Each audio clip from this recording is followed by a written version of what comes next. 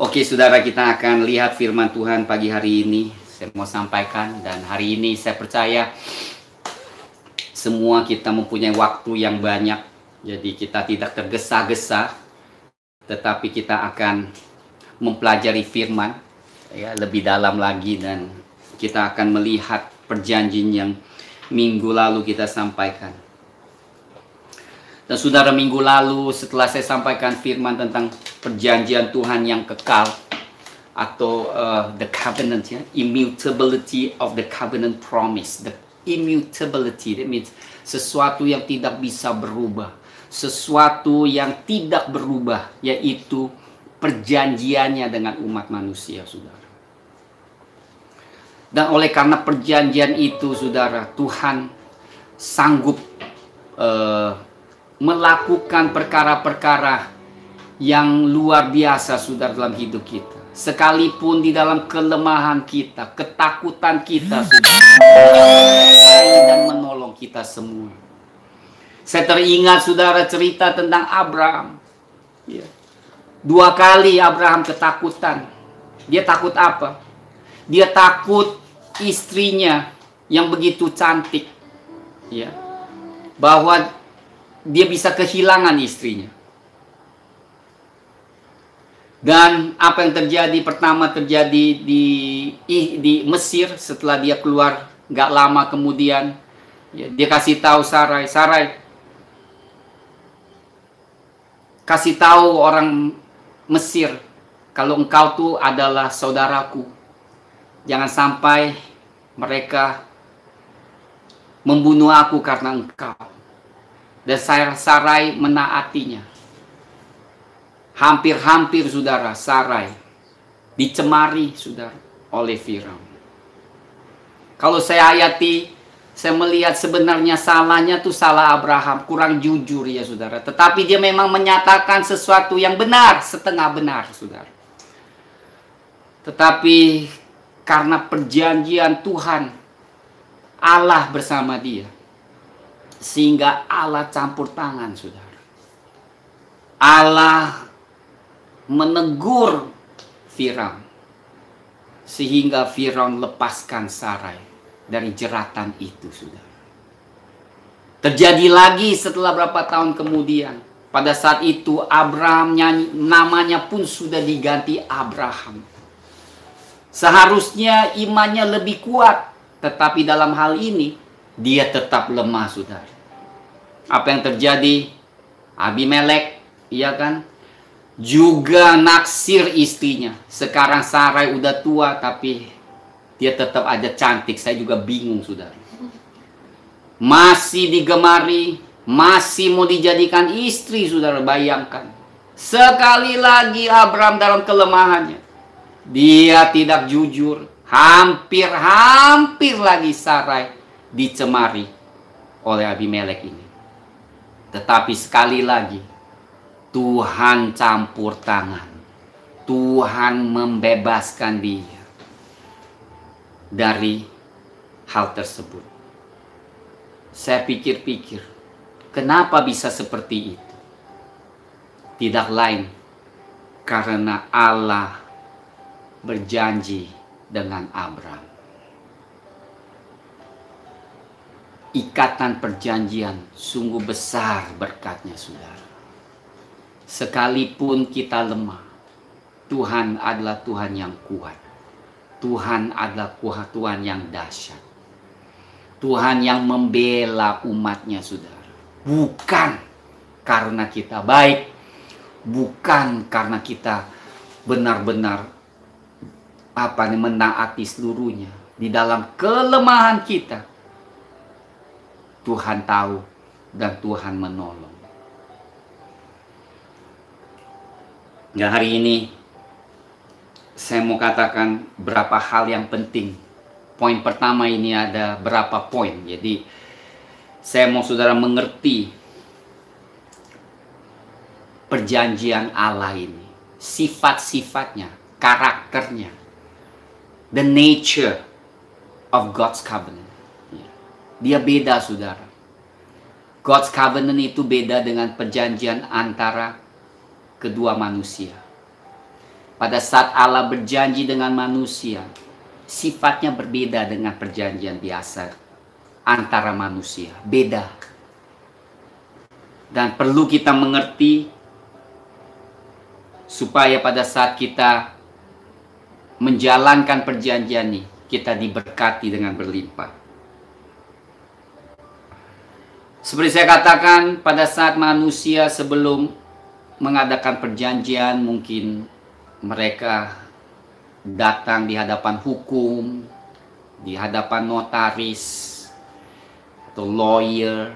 Ya, di luar negeri itu bukan notaris tetapi lawyer.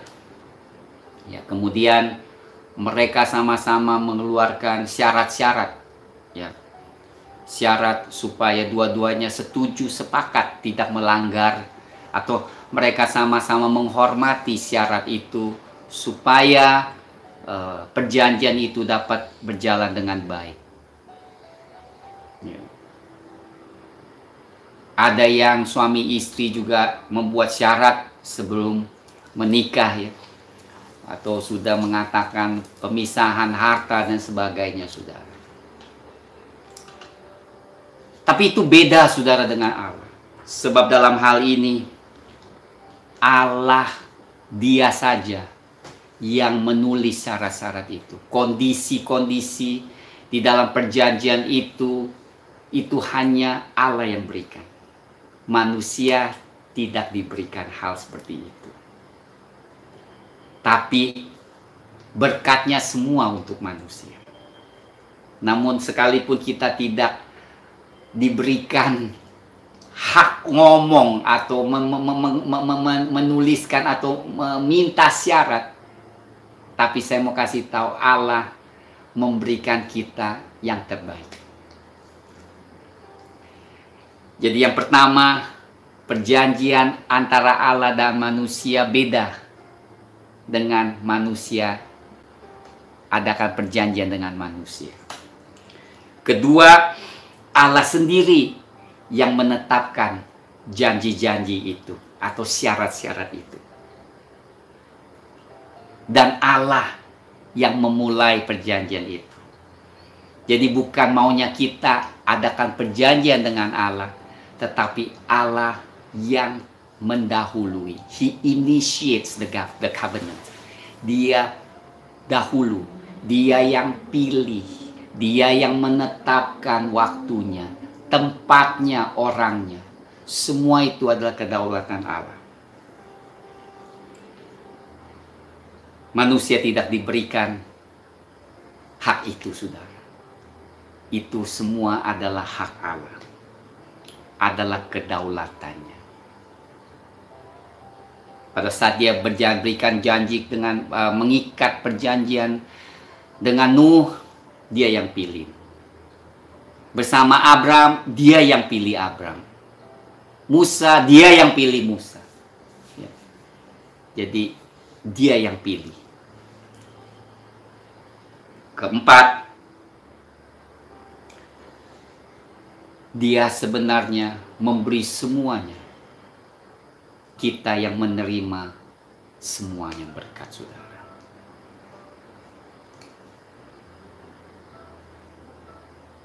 Sebenarnya kelima, manusia tidak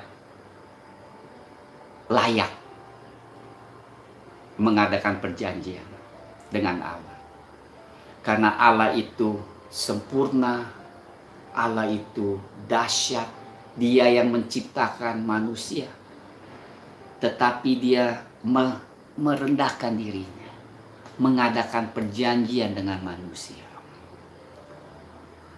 Bagi Allah, Dia pasti, saudara, pasti menetapkan atau setia melakukan perjanjian itu.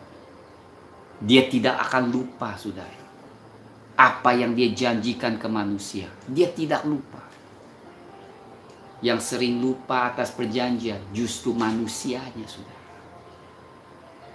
Allah yang kekal tidak lupa. Beribu-ribu tahun Dia masih ingat apa yang Dia janjikan kepada Daud. Bahwa dikatakan, dari anakmu yang aku akan membangkitkan dia menjadi raja yang ukur untuk memerintah atas manusia selama-lamanya. Kita tidak melihat itu terjadi ya, setelah Daud meninggal berapa ratus tahun. Bahkan setelah pembuangan kita tidak melihat janji Allah. Tapi pada Tuhan Yesus lahir, itu pun masih belum digenapi.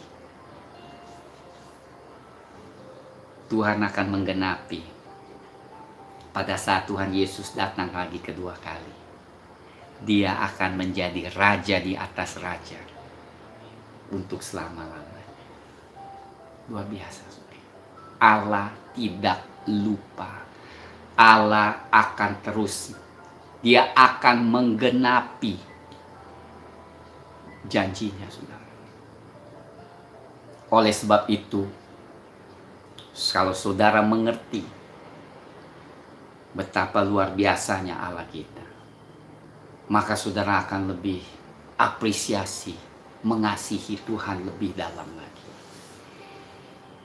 Dari pihak kita, saudara, sebagai umat yang diberikan kelebihan, berikan privilege untuk adakan perjanjian dengan Allah. Yang diminta hanya satu. Kita harus taat dan setia menjalankan perintah Tuhan dalam hidup ini. Sebab pada saat umat Israel, mereka di zamannya Yeremia lupa atas perjanjian ini. Mereka tidak peduli lagi hukum Tuhan. Mereka tidak kenal lagi Allah, saudara. Sekalipun mereka umat pilihan Allah, tidak berarti bahwa mereka tuh kenal Allah. Tidak berarti mereka taat dengan Tuhan. Dan Yeremia di dalam firman Tuhan pasal 11 ya saudara, kita lihat pasal 11, Yeremia 11. Mari kita baca sedikit firman supaya saudara tahu. Kitab Yeremia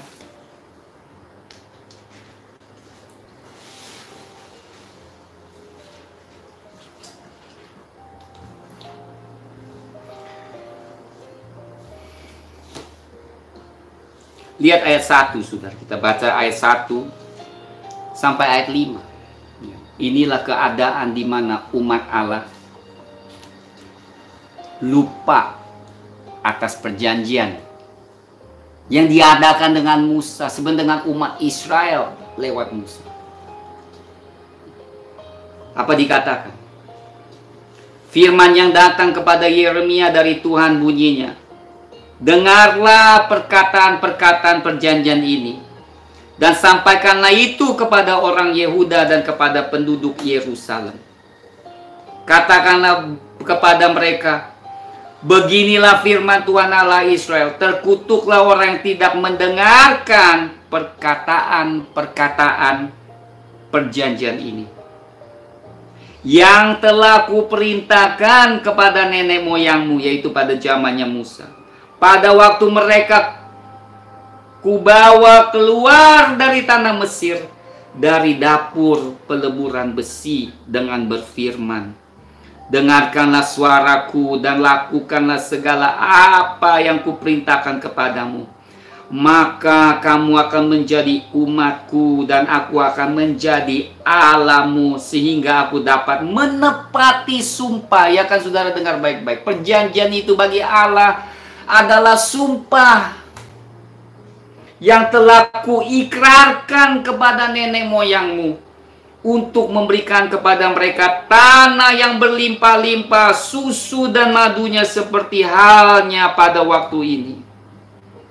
Lihat sudah, Tuhan katakan, aku sudah sumpah memberikan semua yang kebaikan, tanah yang mengalir susu dan madu, Itu semuanya kuberikan kepadamu, hai umat Israel.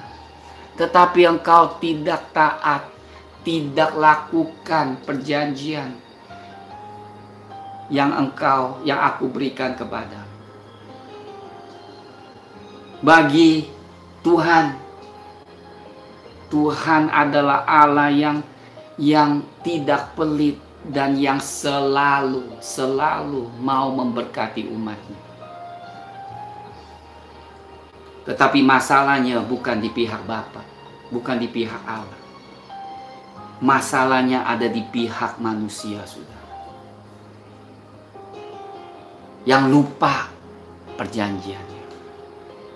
Yang tidak bersyukur atas perjanjian. Yang tidak taat melakukan perjanjian yang Tuhan perintahkan. Lalu apa sih yang Tuhan perintahkan kepada kita di dalam perjanjian baru ini? Yang kita harus taat. Pujilah Tuhan, saudara. Kalau di zamannya Musa tuh ada 600 sekian hukum yang kita harus lakukan. Tapi di perjanjian baru hanya 2 saja. Yang pertama, kasihilah Tuhan Allahmu dengan segenap hatimu, segenap jiwamu, segenap akal budimu, segenap kekuatanmu. Kasihilah sesamamu sebagaimana engkau mengasihi dirimu sendiri. Ini saja, saudara, sangat sederhana. Mencintai Tuhan dengan segenap hati, tidak bercabang dua, mendahului Tuhan dan kerajaan daripada hal-hal duniawi, meluangkan waktu bagi Tuhan. Itu adalah suatu ekspresi cinta kita kepada Tuhan. Tidak kompromi, cinta Tuhan dan menolong sesama, saudara, peduli satu dengan yang lain, memberikan pertolongan, mendoakan. Jika kita lakukan hal itu, kita sudah menjalankan perjanjian kita. Kita sudah melakukan perintah Tuhan. Sederhana, tetapi banyak yang tidak sadar.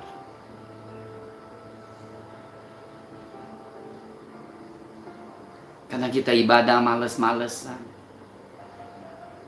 Kita lebih pentingkan hal-hal dunia. Kita tidak bergairah, itu sudah kelihatan ya. Orang yang mencinta Tuhan mana mungkin tidak bergairah. Orang yang mengasihi Tuhan itu pasti bergairah. Pujian juga bergairah. Menyembah Tuhan bergairah. Tepuk tangan sukacita datang dari hati. Dan giat ya memperhatikan satu dengan yang lain. Itu adalah perintah Tuhan bagi perjanjian baru itu. Sederhana kan, saudara? Bukan yang hal-hal yang susah, saudara. Nah, Tuhan katakan jika engkau lakukan ini, maka saudara, apa yang Dia janjikan lebih dari apa yang kita bayangkan, dilimpahkan di atas kita. Pada saat wabah ini lihat melanda, saya yakin saudara yang setia, yang telah mencintai Tuhan, yang berdoa, yang berkorbankan waktu untuk mencintai Tuhan dalam doa, hidup di dalam firman-Nya. Saya jamin, saudara, perlindungan Tuhan ada di atas saudara. Saya jamin. Sebab Tuhan adalah Tuhan yang tidak lupa akan janjinya kepada kita. Bagi Tuhan, saudara, seperti tadi dikatakan, itu adalah sumpah kepada dirinya sendiri. Bayangkan, Allah nggak perlu sumpah. Allah itu iya dan amin. Tapi dia katakan, aku sumpah kepada diri. Dia tidak perlu ada orang tengah yang menjadi saksi. Kalau kita kan ada notaris yang menjadi saksi dan sebagainya. Allah nggak perlu, karena Allah terlalu besar. Saya mau saudara renungkan hal-hal seperti ini. Khususnya saat-saat ini, saudara, kita begitu banyak waktu. Apa sih saat ini yang kita kejar-kejarkan?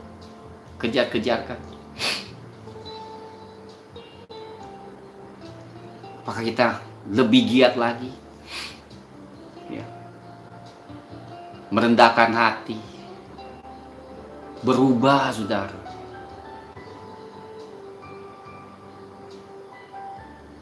Orang yang mengenal kebenaran tidak berarti, yang mengetahui banyak pengetahuan firman, tidak berarti memiliki iman yang besar. Belum. Saya selalu khawatir, saudara.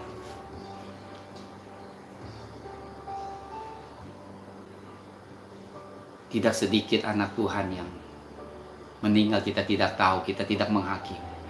Tapi satu hal yang saya mau kasih tahu. Kasihilah Tuhan. Perlindungannya ada di atas kita semua. Jika kita hidup di dalam perjanjiannya, Dia menghormati apa yang Dia janjikan kepada kita.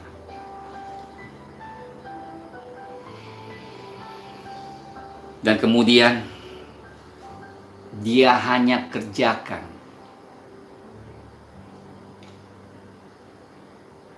keselamatan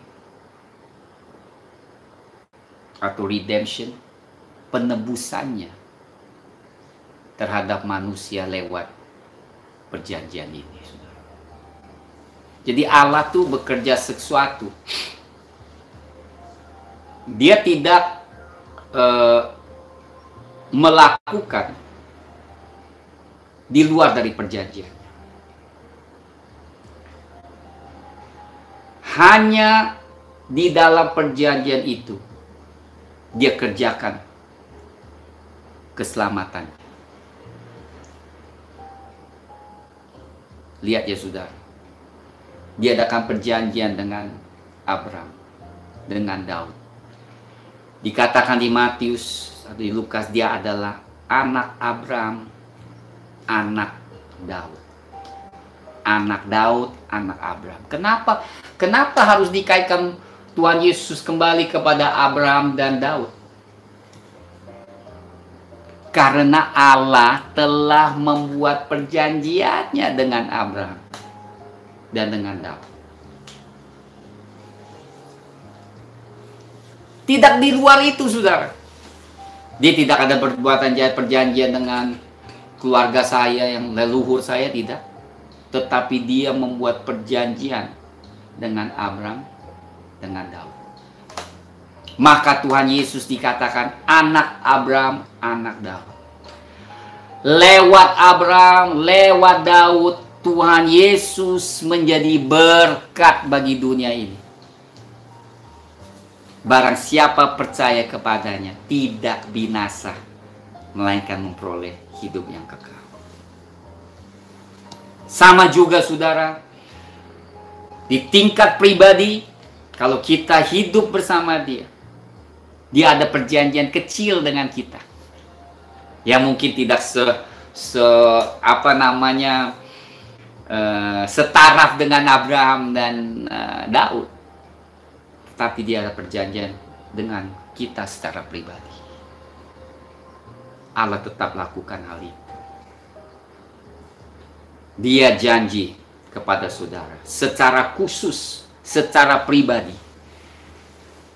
Karena ketaatan saudara, maka saudara akan lihat Tuhan mulai campur tangan di atas diri saudara, di atas anak-anak dan cucu-cucu saudara. Dan berkat itu akan terus mengalir.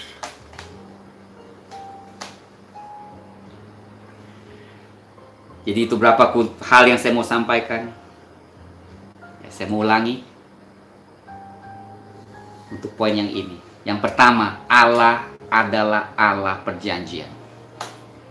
Apa artinya? Allah itu hanya bekerja lewat perjanjian. Dia yang pilih orangnya, tempatnya, syarat-syaratnya.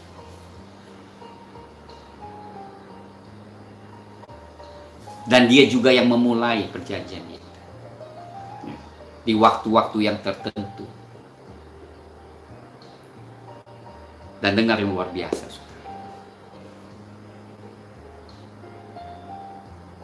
sekalipun kita tidak diberikan hak, semuanya hak, semuanya itu sumbernya dari Allah, tapi berkatnya khusus untuk kita. Allah tidak perlu diberkati, Dia memiliki segala sesuatu. Tapi Allah, saya mau katakan sesuatu, Allah berkenan dan merasa diberkati saat kita taat menjalankan perjanjian. Dia berkenan, saudara. Membuat hati Allah senang adalah kita tuh menghormati perjanjian.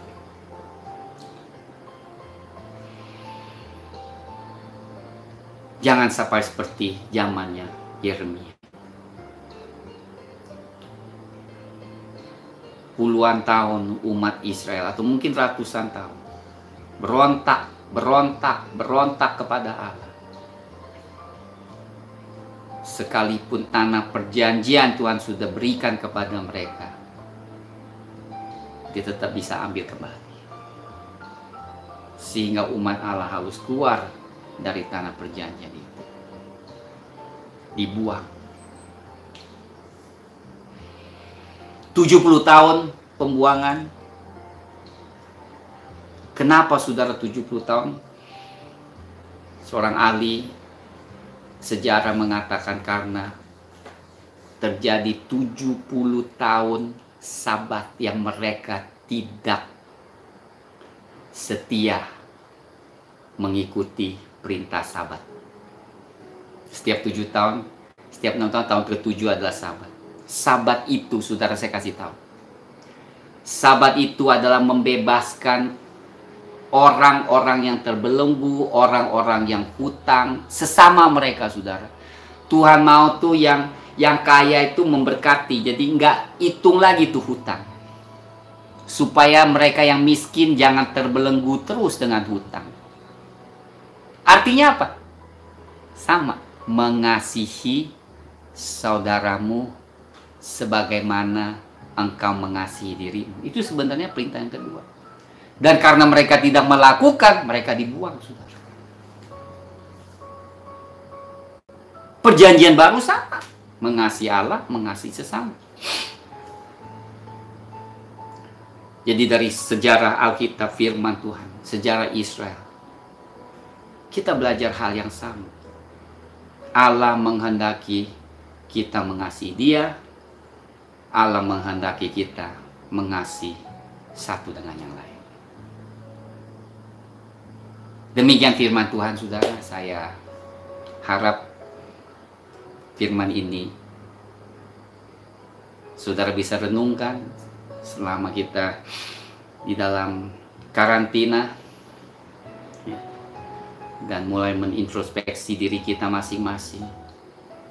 Di saat-saat ini adalah saat saudara tidak sibuk. Jangan sibukkan diri lagi, saudara. Saudara udah cukup sibuk sebelumnya. Sibuk bekerja, sibuk dan lain-lain. Sekarang justru gak sibuk. Apa yang saudara lakukan? Introspeksi. Izinkan Roh Kudus bicara kepada diri kita, sehingga kita sungguh hidup di dalam kehendak-Nya.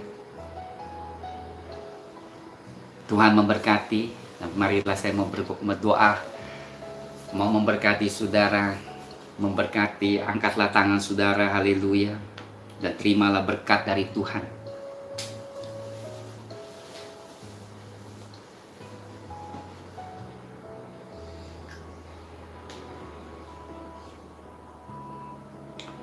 Angkat tangan saudara, ya. Di dalam roh tidak ada jarak, saudara. Jarak itu hanya dalam fisik. Tidak ada jarak. Pada saat saya berdoa, berkat itu turun di atas saudara. Tuhan memberkati engkau dan melindungi engkau. Tuhan menyinari engkau dengan wajah-Nya dan memberi engkau kasih karunia. Tuhan menghadapkan wajah-Nya kepadamu dan memberi engkau damai sejahtera. Bapa, kami bersyukur, berterima kasih atas janji. Jadikan kami umat Tuhan yang mau kerjakan perjanjian ini karena cinta kasih kami kepadamu. Karena engkau telah menyatakan kasih-Mu kepada kami. Biarlah kami menyerahkan seluruh kehidupan kami kepadamu, Tuhan. Mendahului engkau. Mencari dahulu kerajaan-Mu dan kebenaran-Mu. Maka tidak ada sesuatu yang kami khawatirkan. Berkati jemaat-Mu di mana saja, kami berdoa di dalam nama Tuhan Yesus. Amin. God bless you. Sampai jumpa lagi di udara.